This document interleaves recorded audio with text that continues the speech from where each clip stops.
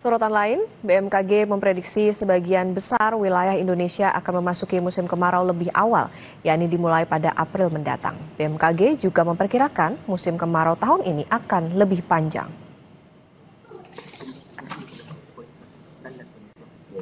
Berdasarkan hasil analisis BMKG, musim kemarau akan bergerak dari wilayah Nusa Tenggara dan bergerak ke wilayah barat secara bertahap.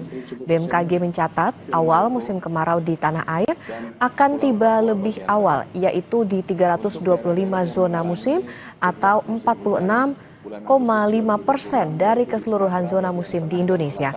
Selama periode musim kemarau ini, BMKG mengatakan curah hujan akan berada pada kategori kering.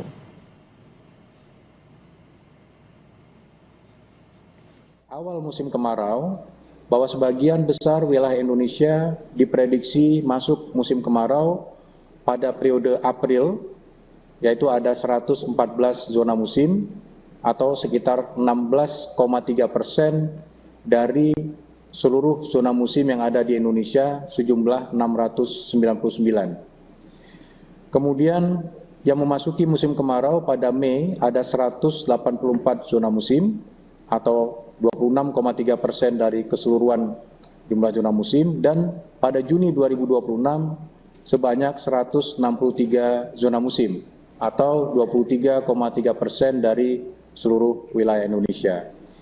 Nantinya akan diawali dari wilayah Nusa Tenggara, kemudian bergerak ke barat secara bertahap ke wilayah Indonesia lainnya.